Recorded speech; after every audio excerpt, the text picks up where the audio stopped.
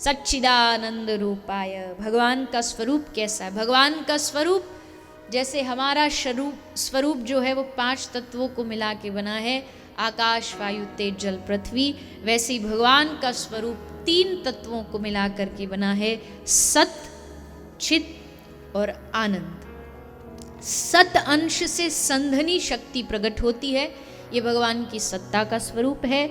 चिद अंश से भगवान की संविद शक्ति प्रकट होती है और आनंद अंश से भगवान की आह्लादिनी शक्ति का प्रागट्य होता है।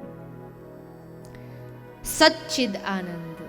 भगवान को सुख स्वरूप नहीं कहा गया, भगवान को हर्ष स्वरूप नहीं कहा गया, भगवान को प्रसन्न स्वरूप नहीं कहा गया, भगवान को आनंद स्वरूप कहा गया है। देखो, सुख, हर्ष, प्रसन्नता, आनंद, ये सब सुनने में एक जैसे शब्द लगते पर सब अलग अलग हैं। सबका जो अगर गहराई से डेफिनेशन खोजोगे तो सबकी अलग अलग है। सुख कौन सी होती है? सुख वो होती है जो बाहरी चीजों से आता है। गर्मी में एसी मिल जाए सुख है, ठंड में हीटर मिल जाए सुख है, जमीन पे नहीं बैठ सकते सोफा मिल जाए सुख है। ये सुख है, यानी जो बाहरी वस्तुओं से आता है। एक होती है प्रसन्नता, एक होता हर्ष।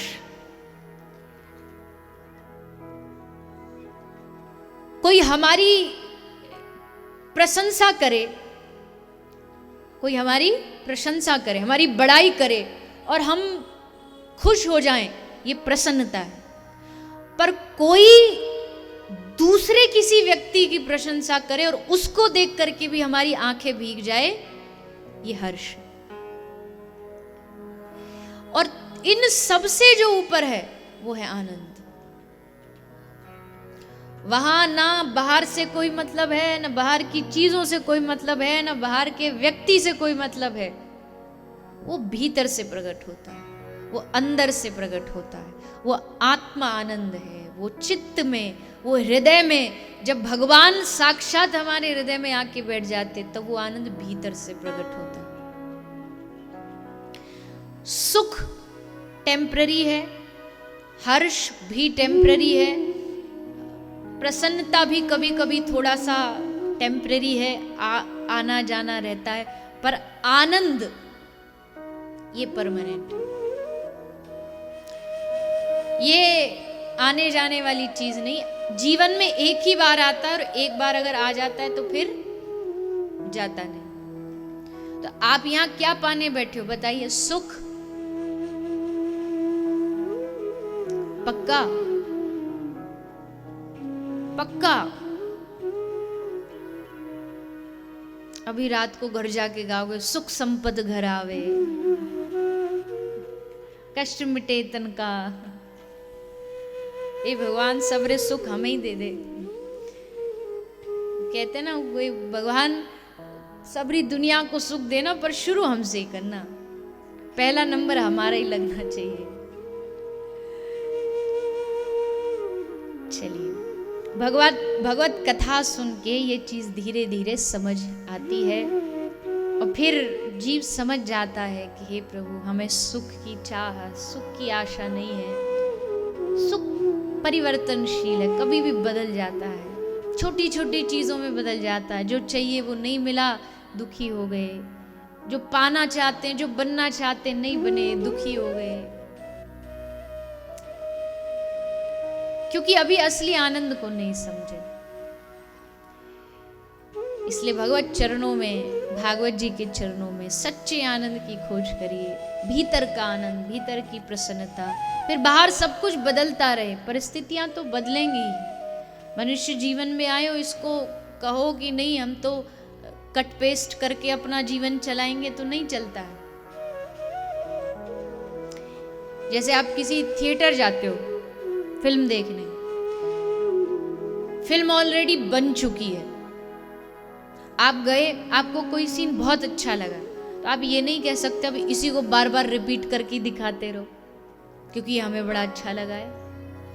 कोई सीन आपको अच्छा नहीं लगा तो आप ये भी नहीं कह सकते कि भैया इसको कट करके हमको दिखाओ। वो बन चुकी है, आपको तो बस अब देखनी है। वैसे हमारे जो जीवन रूपी जो फिल्म है ना, वो ऑलरेडी बन चुकी है, हमें बस उसे देखना बाकी है। अब उसमें दुख आ जाए और आप कहे इसको कट करके निकालो, हमारे जीवन से नहीं निकलेगा।